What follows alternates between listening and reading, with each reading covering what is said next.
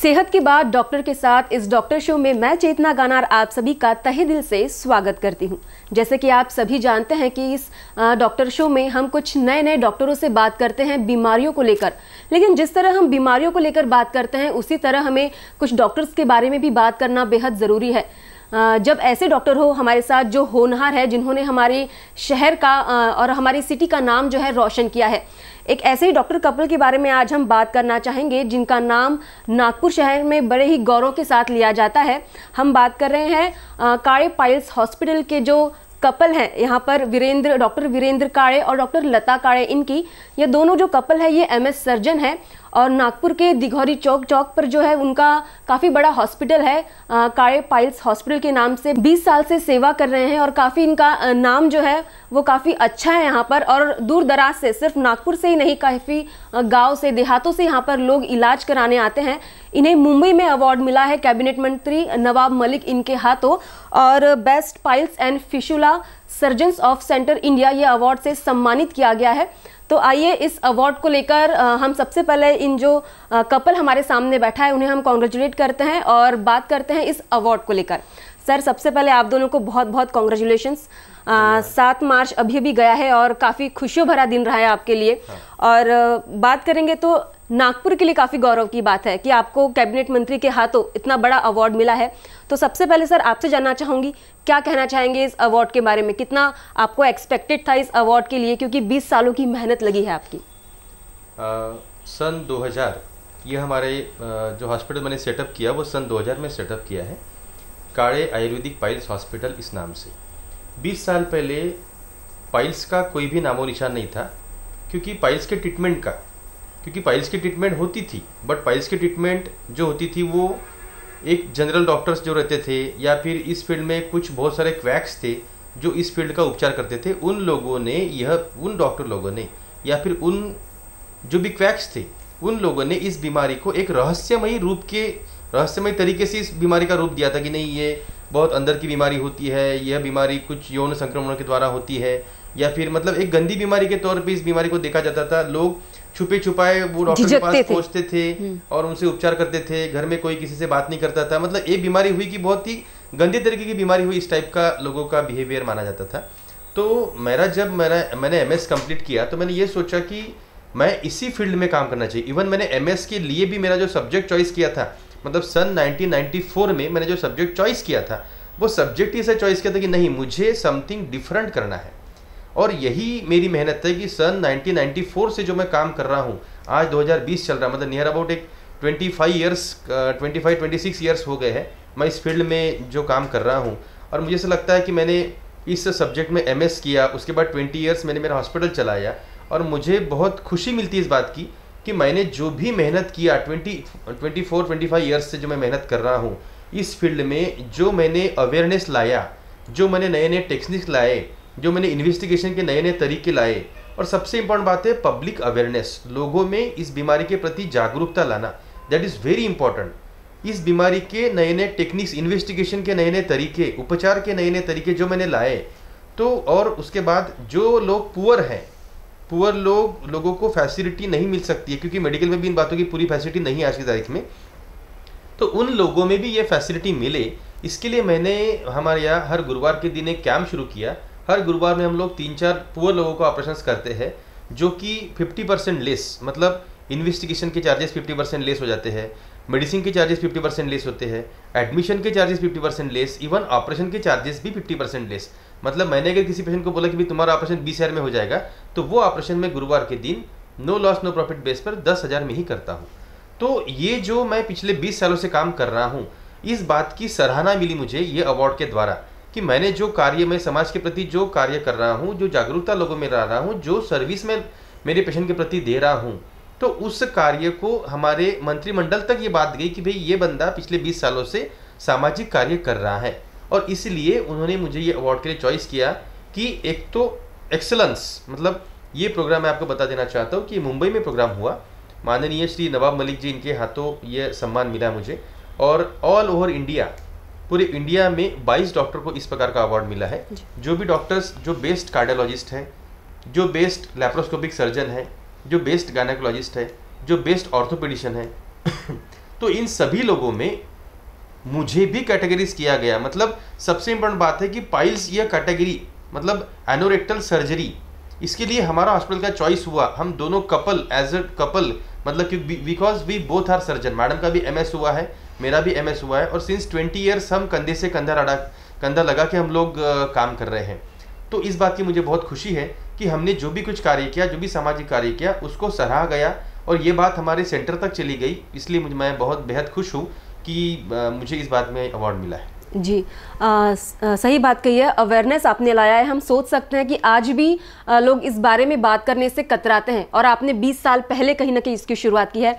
Ma'am, आप क्या कहेंगे? एज अ कपल आपको अवार्ड मिला है और घर में तो अर्धांगिनी होती ही है जो पति के साथ अपना काम करती है, लेकिन एज अ प्रोफेशन में भी आप उनके साथ जुड़ी हुई है, क्या कहेंगे आप?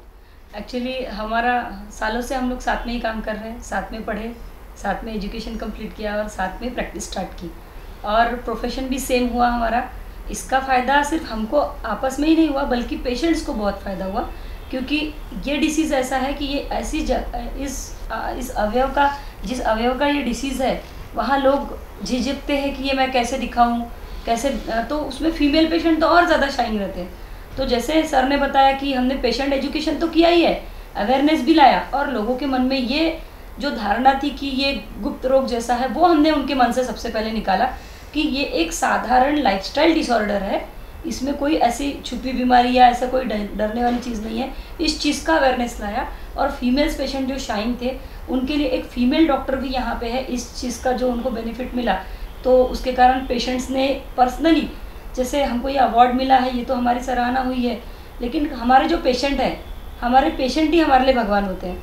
तो हमारे पेशेंट्स भी जब खुश होते हैं कि एक मेल डॉक्टर के साथ एक फीमेल डॉक्टर भी यहाँ पे है विथ सेम स्पेशलिटी, तो ये मेरे लिए बहुत ज़्यादा खुशी की बात होती है कि मेरा पेशेंट सेटिस्फाइड है मेरे हॉस्पिटल में आके, कि हमको एक अच्छी जगह पे आके एक स्पेशलिस्ट के हाथों हमको ट्रीटमेंट मिल रही है प्रॉपरली।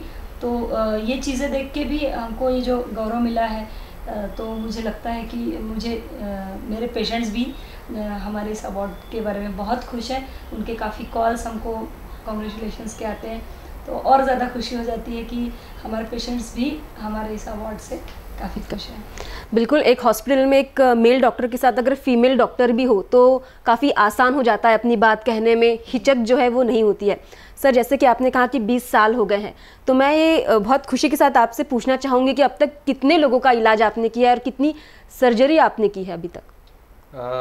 नियर अबाउट अभी रिसेंट में अगर मैं घर का कल का आंकड़ा बताऊं तो 15,342 हमारे ऑपरेशन हो चुके हैं जी। इसीलिए और ये बहुत बड़ा आंकड़ा है कि पिछले 20 सालों से मैं काम कर रहा हूँ और 15,242 जो ऑपरेशन हमारे हो चुके हैं। इसमें मैक्सिमम जो है, यूजुअली कैसा लगता है लोगों को कि यह जगह पर सिर्फ पाइल्स होता है, बट यह जगह पर सिर्फ पाइल्स ही नहीं है। तो पाइल्स जैसी बहुत सारी बीमारियां हैं, जैसे कि एनोरेक्टल पॉलिप हो गया, फिशर हो गया, फिशुला हो गया, साइनसिस हो गया, एनोरेक्टल एब्सिसिस हो गया। तो अलग अलग बीमारियां इसकी होती है।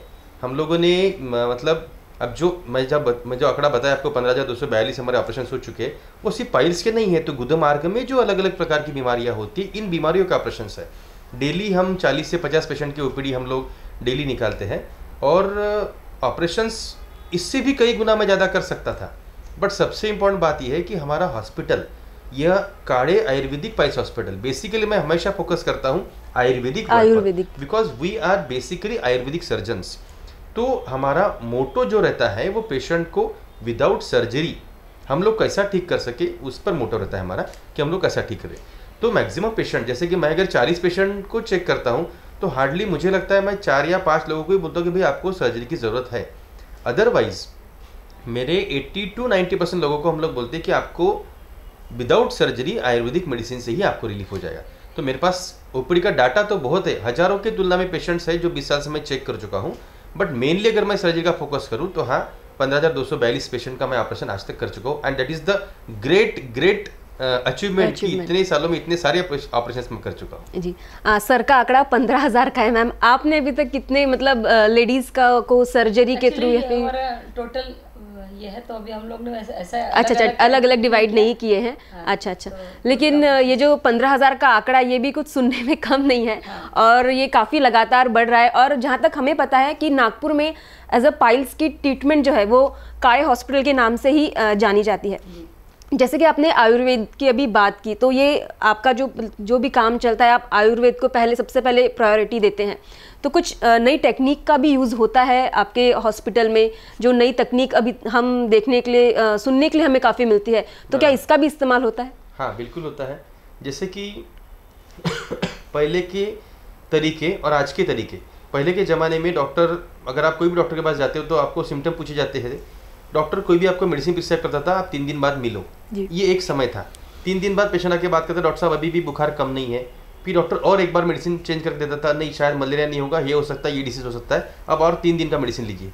7 दिन बाद जब पेशेंट आता था, अगर 7 दिन में फीवर रिस्पॉन्ड नहीं करता था, तब उस वक्त डॉक्टर बोलते थे कि आप मैं कुछ इन्वेस्टिगेशन लिख के देता हूँ कि आप ब्लड टेस्ट करके आओ, आप सोनोग्राफी करके आओ, आप एक्सरे करके आओ। बट आज की तारीख में अगर हम बात करें तो कोई भी पेशेंट के पास इतना समय नहीं है। हर पेशेंट चाहता है कि मेरा डायग्नोसिस तुरंत हो जाए, डॉक्टर के पास मैं जाऊं तो मेरा डायग्नोसिस तुरंत हो जाए। इसी बात को ध्यान में रख के नए नए इन्वेस्टिगेशंस के तरीके आ गए हैं। अब डॉक्टर के पास फर्स्ट टाइम जाने के बाद ही डॉक्टर बोलते एक काम करिए, तुरंत ब्लड टेस्ट कर लो, क्योंकि जो बात पहले के ज़माने में 7 दिन के बाद पता चलती थी, वो बात आज की तारीख में 2 घंटे में 15 मिनट में पता चल जाती। आप डॉक्टर सामने बैठे, डॉक्टर को लग रहा है कि आपको वायरल फीवर नहीं है, समथिंग मलेरिया लग रहा है, तुरंत बोलते इन्वेस्टिगेशन कर लो, डायग्नोस हो जाता है आपको मलेरिया है, तुरंत ट्रीटमेंट स्टार्ट। तो इसी प्रकार के जो टेक्निक्स जनरल ट्रीटमेंट में आए हैं, वही टेक्निक अभी हमारे ये एनाटोमी फील्ड में भी आ चुके हैं। जैसे कि पहले हम लोग जो एग्जामिनेशन करते थे, मतलब पहले के लोग 20 साल पहले तो एग्जामिनेशन होता ही नहीं था। यूजुअली डॉक्टर सिम्टम पूछता था, क्या हो रहा है, पेन हो रहा है, ब्लीडिंग हो रहा है, इचिंग हो रहा है। तो यूजुअली जो वैद्य लोग थे वो क्या करते थे कि सिम्टम वाइज, अच्छा ब्लीडिंग है तो ब्लीडिंग के लिए कुछ मेडिसिन दे दिया, पेन है तो पेन किलर दे दिया, इचिंग है तो उसके लिए मेडिसिन दे दिया। बट अभी वो इन्वेस्टिगेशन के तरीके बदल चुके हैं। पहले अगर हम लोग थोड़ा सा एक 15-20 साल के पहले की बात करें तो एक प्रोटोस्कोप नाम का इंस्ट्रूमेंट होता था, जो कि स्टील का रॉड होता था, वो जो पास करके डॉक्टर खुद अपने आंखों से देख लेता था, अच्छा यहाँ पे ये लग रहा तो मेडिसिन लेता था। उसमें भी ऐसा है कि छोटे से छेद से देखने के बाद बहुत बार पता नहीं चलता कि एग्जैक्टली अंदर पैथोलॉजी क्या क्या होगी। बट अभी जो लेटेस्ट टेक्निक है वो है एनोरेक्टल वीडियो एंडोस्कोपी। ये एक प्रकार का एक जैसा कोई भी कैमरा गुदमार्ग में पेन के समान, छोटा सा अपने उंगली के समान एक कैमरा रहता है, जो गुदमार्ग में पास कर दिए तो डायरेक्टली टीवी के स्क्रीन पे दिख जाता है। मतलब अंदर की जो भी पैथोलॉजी होगी, अगर समझो गुदमार्ग में 2 या 3 mm की कोई गठान है, तो वो आपको टीवी के स्क्रीन पे 20 या 30 mm की 2-3 सेंटीमीटर की दिखेंगी। मतलब समझो कोई भी ऐसी बीमारी, छुपी बीमारी, इवन कैंसर जैसी बीमारी भी, अगर वो छोटी सी भी है, शुरुआत उसकी छोटी भी हो रही हो, तो भी डायरेक्टली आपको टीवी के स्क्रीन पे बड़ी दिख जाएगी। अगर एक आधा गुदमार्ग में एक आधी इंजरी हो चुकी है, छोटे छोटे अल्सर बन गए हैं, वो भी हम लोग, जैसा पेशेंट बोलते डॉक्टर साहब ब्लीडिंग तो नहीं हो रहा मुझे, बट मैं जब मशीन डाल के देखता हूँ तो मुझे अंदर में ब्लीडिंग दिखता है। वो ब्लीडिंग पेशेंट को मोशन के साथ मिक्स होकर आ रहा है, बट पेशेंट वो ध्यान नहीं दे पा रहा कि उसको ब्लीडिंग है। तो वही ब्लीडिंग हम लोग डायरेक्टली एंडोस्कोपी में देख लेते कि हाँ अंदर ब्लीडिंग है, तो प्रिवेंटिव मेजर भी हो जाता है, बीमारी आगे नहीं बढ़ती। तो ये होती है एनाटोमी वीडियो एंडोस्कोपी। ये हम बात कर रहे हैं भी इन्वेस्टिगेशंस की। तो इन्वेस्टिगेशन में एनाटोमी वीडियो एंडोस्कोपी आ चुकी है, जो डायरेक्टली स्क्रीन पे मैं देखता हूँ, मेरे साथ मेरा पेशेंट भी देखता है। इवन एक एक पेशेंट को हम लोग ये नोट करते हैं कि एक एक पेशेंट को 5-5, 6-6 बीमारियां निकलती है। पेशेंट तो एक बीमारी सोच के आता है कि उसको पाइल्स है, बट मैं जब देखता हूँ तो वहाँ पे बीमारियां निकलती है 5 से 6। एनल स्पाज्म है, इंटरनल हिमोरॉइड है, साथ में फिशर्स है, एनल पैपिला है, एनोरेक्टल फिशुला है, तो बहुत सारी बीमारी निकलती है। तो ये नया टेक्निक जो डेवलप हुआ है एनाटोमी वीडियो एंडोस्कोपी, ये स्पेशलाइज जगह पर ही होता है। We are anorectal specialist. तो हमारे पास ये एंडोस्कोपी है, मैडम के पास भी वीडियो एंडोस्कोपी है इंडिविजुअल मैडम का, मेरे पास भी मेरे इंडिविजुअल वीडियो एंडोस्कोपी है। उसके बाद अगर हम बात करें ट्रीटमेंट की, तो ट्रीटमेंट में भी नए नए कुछ टेक्निक्स आ चुके हैं। जैसे पहले के ज़माने में सिर्फ थ्रेड के द्वारा ऑपरेशन होता था, अगर आपने सुना होगा तो शास्त्र बोलते थे उसको, तो थ्रेड के द्वारा ऑपरेशन होता। अभी नया टेक्निक जो आया उसके बाद फिर मॉडर्न टेक्निक होता था, उसमें सीजर के द्वारा ऑपरेशन होते थे। अब लेटेस्ट में जो नया टेक्निक आया है वो आया है लेज़र टेक्निक। उसके पहले रेडियो फ्रीक्वेंसी, बाद में लेज़र टेक्निक, उसके भी पहले अगर देखेंगे तो इलेक्ट्रोकॉटरी आया था। अब लेटेस्ट में जो चल रहा है वो है BEIM टेक्निक। लेज़र में यूजुअली ऐसा होता है कि लेज़र की किरणों के द्वारा वो मस्से जो है वो सुखाए जाते हैं। अब नए उसमें सुखा जाते लेकिन वो कट ऑफ नहीं हो जाते। उसमें नया जो टेक्निक आया है जिसको BIM टेक्निक बोलते हैं, उसमें मस्से जो है वो सूखते हैं और ऑटोमेटिक कट होके वो वुंड भी सील हो जाती है। तो this is very very latest technique. तो अभी मॉडर्न टेक्निक में जो लेज़र टेक्निक है वो भी हम लोग इस्तेमाल करते हैं, रेडियो फ्रीक्वेंसी जो नया टेक्निक है वो भी हम लोग इस्तेमाल करते हैं, जो BIM मशीन होती है वो लेज़र वो टेक्निक है वो भी हम लोग इस्तेमाल करते हैं। तो जैसे बाकी फील्ड में जो नए नए एडवांस हुए हैं, तो एनोटल फील्ड में भी ये सब नए नए एडवांस होते हैं और हम लोग चाहते हैं कि पेशेंट इसका लाभ उठाए। मतलब आयुर्वेद प्लस नई टेक्निक, ये दोनों का मिक्सचर कार्य आयुर्वेदिक हॉस्पिटल जो है वो अपने पेशेंट्स को देता है। मैम, ये अवार्ड एज अ कपल मिला है, तो आपने महिलाओं की भी कई समस्याओं का समाधान किया है। तो आपसे ये पूछना चाहूँगी कि जब लेडीज़ आपके पास आती है, उन्हें पाइल्स या फिर उससे जुड़ी गुदामार्ग से जुड़ी कोई भी समस्या होती है, तो क्या आप देखती है कि स्टार्टिंग स्टेज होती है या फिर एज अ लेडी होने के कारण वो छुपा कर दबा कर काफ़ी जब प्रॉब्लम बढ़ जाती है तब आपके पास आती है? क्या देखा है आपने? हिस्ट्री मिलता है उनका ऐसा कि काफ़ी साल से है, खास करके प्रेगनेंसी के समय से पेशेंट्स को रहता है। और प्रेगनेंसी के समय में फैमिली उनको ये करते कि नहीं अभी तो प्रेगनेंसी है तो उसमें कैसे ट्रीटमेंट लेंगे, ये सब चीज़ें ज़्यादातर देखी जाती है। तो उस समय कुछ तो ऐसा टाइमिंग ले लेते हैं, ठीक हो गया, फिर उनका वैसे ही चलता रहता है कि बीच बीच में कुछ ट्रीटमेंट ले ली कुछ ट्रीटमेंट ले ली। तो 20-20 25-25 साल का उनका हिस्ट्री मिलता है कि 20-25 साल से बच्चे बड़े बड़े हो जाते। तब कब हुआ था पहली बार? तो ड्यूरिंग प्रेगनेंसी, ये हिस्ट्री मिलता है पेशेंट का। तब तक डिसीज़ इतना बढ़ जाता है कि उनकी कंडीशन सर्जरी में आ जाती है। अब एक्चुअली हम लोग ने जो अभी इतना ये पेशेंट को अवेयरनेस लाया है, उसके कारण ये बेनिफिट हुआ है कि अभी जो न्यू कमर्स है, जो न्यूली मैरिड्स है, स्टूडेंट्स है, पहले फीमेल्स का ऐसा रहता था कि वो एजुकेशन का भी उनका इतना ज़्यादा अवेयरनेस नहीं था या शाइनेस काफ़ी थी। हाँ, तो स्टडी भी उन लोग घर से ही करते थे, घर से बाहर नहीं जाते थे, फीमेल्स लड़कियों को नहीं जाने देते थे। लेकिन अब लड़कियां बहुत फ्री हो गई है और बाहर रह के हॉस्टल में रह के रूम्स करके पढ़ाई करती हैं। गाँव की लड़कियाँ भी शहर में आके पढ़ती हैं। तो ये जो बाहर का खाते पीते हैं, तो यंग स्टूडेंट्स में भी फीमेल्स में ये डिजीज़ बहुत देखी जाती है। और जहाँ पे एडल्ट फीमेल जहाँ पे इतनी शाय है, तो फिर यंग फीमेल तो डेफिनेटली शाय रहेगी। तो हमारे पास पहले देखा जाता था कि ये डिसीज़ेज ज़्यादातर एल्डरली फीमेल में है। तो अभी जो यंग फीमेल्स में डिसीज़ हो रही है उनको बहुत फ़ायदा हो रहा कि एक लेडीज़ डॉक्टर उनको प्रॉपरली चेक होकर ट्रीटमेंट उनका प्रॉपरली हो रहा। और अवेयरनेस होने के कारण इनिशियल स्टेज में वो आ जाते हैं हमारे पास। थोड़ा भी हुआ तो जैसे तुरंत आ गए अगर वो, तो बहुत बार वो मेडिसिन से ही 100% ठीक हो जाते हैं बहुत सारे पेशेंट्स। इसलिए वो बहुत खुश भी होते हैं, क्योंकि फीमेल पेशेंट्स की लाइफ में ऐसा नहीं कि अभी हो गया, अभी ट्रीटमेंट दे दिया, अभी सर्जरी कर ली, फिर से नहीं होगा। क्योंकि उनकी लाइफ में काफ़ी सारे चेंजेस आते हैं। पहले एजुकेशनल चेंजेस, फिर मैरिज के बाद फैमिली चेंज हो रहा, फिर उसके बाद कंसीव होते हैं, प्रेगनेंसी होती है, तब फिर से एक चेंज होता है। तो ये जो उनके लाइफस्टाइल में बहुत बड़ा ड्रास्टिक चेंज होता है, तो उनको बार बार ये डिसीज़ होने के ज़्यादा चांसेस रहते हैं मेल की तुलना में।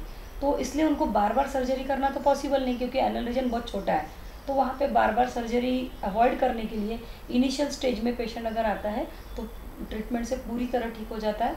और ये बेनिफिट हमारे हॉस्पिटल में बहुत बड़ा बेनिफिट है कि पेशेंट को ट्रीटमेंट से पूरी तरह ठीक किया जाता है। और पर्सनल एग्जामिनेशन के कारण और रेक्टोस्कोपी जो हम लोग करते हैं, स्पेशली हर पेशेंट का हम लोग रेक्टोस्कोपी करते हैं, तो इनिशियल स्टेज में कितना भी छोटा हिमोरॉइड है, कुछ भी हो, अंदर पैपिला हो, कुछ भी हो, सब पेशेंट्स का दिख जाता है और पेशेंट पूरी तरह ठीक होने के लिए ट्रीटमेंट उसमें ले सकता है। सर, जैसे कि जब हमने अवार्ड की बात की तो आपने कहा कि आपको बहुत खुशी हुई है कि पाइल्स जैसे उसे भी शामिल किया गया है। तो क्या कहेंगे कि जब नागपुर में अवार्ड देने की बात आई तो आपके साथ और पाइल्स से जुड़े और कौन कौन से डॉक्टर्स थे जिनमें से आपका चुनाव किया गया? अभी नागपुर में तो बहुत सारे डॉक्टर्स हैं। नहीं, नागपुर ही नहीं, हम ऑल ओवर इंडिया कहेंगे क्योंकि आपको सेंट्रल इंडिया का अवार्ड मिला है। जी नहीं, कैसा है कि जैसे ऑल ओवर इंडिया इतने सारे राज्य हैं, इतने सारे राज्यों में मुझे चुना गया, क्योंकि since 20 years I am practising, since 20 years मैं अवेयरनेस इसमें ला रहा हूँ, सिंस 20 ईयर्स मैं सर्जरीज कर रहा हूँ, सिंस 20 ईयर्स सबसे बड़ी बात है कि मैं since 20 years I am running the camp for the poor patients. That is very important. मतलब हर कोई काम करेगा बट गरीबों के लिए काम करने वाले लोग बहुत कम मिलेंगे। और मैं नो लॉस नो प्रॉफिट पे काम करता हूँ। मैं मेरा पेट काट के भी काम नहीं करता हूँ, but no loss no profit पे काम कर रहा हूँ। और मैं मेरी सेवा मैं उन पुअर लोगों में देना चाह रहा हूँ, क्योंकि कोई भी सर्जरी करो, मुझे मेरा मैन पावर लग रहा है, मुझे मेरे मशीन के एक्सपेंसेस लग रहे हैं, तो जो भी बॉटम लाइन पे मैं काम कर रहा हूँ वो, और पेशेंट को जो हाई क्वालिटी की जो ट्रीटमेंट मिलनी चाहिए वो मैं मेरे पेशेंट को देता हूँ। ऐसा नहीं कि मैं मेरा काम कर रहा हूँ तो मैं सिर्फ थ्रेड बांधूंगा या मैं सिर्फ सिर्फ मशीन का यूज नहीं करूंगा, ऐसा नहीं होता। जो स्टैंडर्ड मैं मेरे अमीर पेशेंट को दे रहा हूँ वही स्टैंडर्ड मैं मेरे कैंप के पेशेंट को भी दे रहा हूँ। इसलिए गुरुवार के दिन मैं स्पेशली मैं मेरे पुअर पेशेंट्स का ही ऑपरेशन करता हूँ। वही मशीन मैं मेरे पुअर पेशेंट्स को, उस दिन मैं मेरा दूसरा पेशेंट्स नहीं लेता हूँ, क्योंकि that is specially dedicated day for my that camp only. तो ये जो बातें हैं पिछले सिंस 20 ईयर्स हमको एक लिम्का बुक ऑफ वर्ल्ड में भी हमारा नाम ऑलरेडी है, और 2015-2016 में best piles fistula surgeon of central India ये अवार्ड मुझे ऑलरेडी मिल चुका है 2015 का। उसके बाद 2016 में भी best piles and fistula surgeon hospital का अवार्ड भी हमको मिल चुका है। और ये दिस इज अवर हैट्रिक कि हमको लगातार ये हमको best piles and fistula surgeon of central India award लगातार हमको मिला है।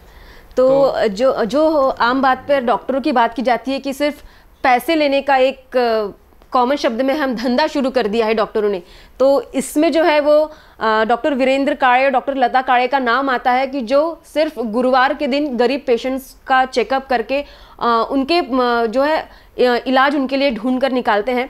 मैम क्या कहेंगी, एक हम कह सकते हैं कि समाज सेवा एक तरफ आपके हॉस्पिटल की तरफ से की, किस तरह उसका तो रिटर्न आपको अवार्ड के थ्रू मिल ही रहा है, लेकिन दुआओं की बात कहें तो जब जो गांव खेड़े से बुजुर्ग लोग जब आते हैं तो एज अ लेडी होने के नाते, डॉक्टर होने के नाते आपके साथ जब अपनी फीलिंग शेयर करते हैं, क्योंकि इसी फीलिंग की वजह से कहीं ना कहीं ये अवार्ड आपके काम के साथ परोपकार की एक भावना रखते हुए आपको मिला, क्या कहेंगे? तो खास करके फीमेल्स में, जैसे मेल पेशेंट्स तो ठीक है क्योंकि वो खुद डिपेंडेंट नहीं रहता है किसी पे, खुद अर्निंग करता है। ज़्यादातर आज भी हमारे इंडिया में कई फीमेल्स है जो हाउसवाइफ्स है, तो वो डिपेंडेंट है। उसके बाद अगर वो विडो हो जाती है या फिर वो लेबर है या सिंगल मदर है या अकेली है, तो उसको बहुत मुश्किल होता है सर्जरी करने के लिए। मीन्स अगर हम लोग हमारा नॉर्मल चार्जेस में करते हैं तो ऐसे पेशेंट्स, मेरे बहुत सारे पेशेंट्स हैं जो सिंगल मदर है या विडो है जो काम करके अपने बच्चों को पाल रही है, तो उसको खुद को ये डिसीज़ हो जाता है तो वो हेजिटेट होती है कि मैं इतना पैसा सर्जरी में कैसे खर्च कर दूँ।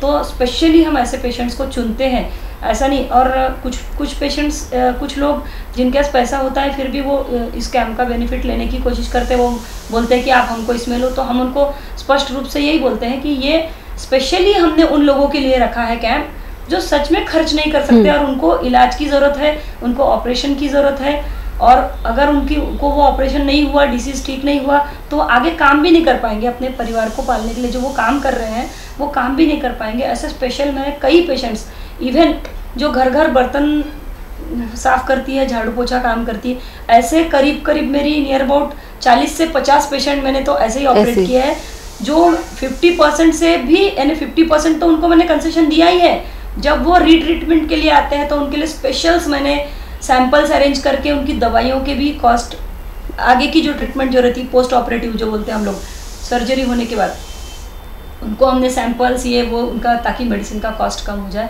ऐसी कोशिश की है। और वो पेशेंट्स इतने कृतज्ञता वो दिखाते हैं कि बहुत कुछ पेशेंट्स मेरे से उम्र से ज़्यादा होने के बावजूद भी पैर छूते हैं। अच्छा नहीं लगता है कि वो पैर छुएं, पर बहुत ज़्यादा उनको खुश, यानी धन्यवाद उनके जो दिल से निकलता है, वो हमारे लिए सबसे बड़ा रिवॉर्ड है। तो ऐसे कई पेशेंट्स मैंने आपको जैसे बोला कि घरेलू काम करने वाले, ऐसे कई प्राइवेट काम करने वाली, प्राइवेट नौकरी करने वाली लेडीज जिनको हार्डली 7-8 हज़ार सैलरी है, तो वो घर देखेंगी कि ऑपरेशन कराएंगी। तो कुछ पेशेंट्स को, ऐसे बहुत सारे पेशेंट्स हम लोगों ने ऑपरेट किए हैं, फीमेल पेशेंट्स मैंने ऑपरेट किए हैं जो पुअर है, काफ़ी पुअर पेशेंट्स हैं। तो हम ये बात कह सकते हैं कि जो भी अच्छा काम किया जाए उसका रिवॉर्ड हमें ज़रूरी मिलता है। और इस वक्त हम बात कर रहे थे मिस्टर एंड मिसेस काळे से, जो कि काळे आयुर्वेदिक पाइल्स हॉस्पिटल के ओनर है, और 15,000 से भी ज़्यादा सर्जरी यहाँ पे हो चुकी है। हर गुरुवार के दिन यहाँ पर गरीब और ज़रूरतमंद जो अपना इलाज नहीं कर सकते उनकी यहाँ पर सर्जरी की जाती है, और इसीलिए उन्हें 2020 का जो है ये अवार्ड यहाँ पर मिला है, जो काफ़ी सम्मानजनक है और जिसने हमारे पूरे सिटी का नाम जो है वो गौरवान्वित किया है। तो आज सेहत के बाद डॉक्टर के साथ में हमने आपको एक बीमारी के बारे में तो नहीं बताया, लेकिन बीमारी का इलाज करते हुए किस तरह से समाज कार्य किया जाता है, ज़रूरतमंद लोगों के लिए काम किया जाता है, ऐसे एक डॉक्टर कपल से आपकी मुलाकात कराई। तो ऐसे ही डॉक्टर शो में आपसे कुछ अलग अलग डॉक्टरों से मुलाकात कराते रहेंगे, लेकिन आज के लिए बस इतना ही। जय भीम।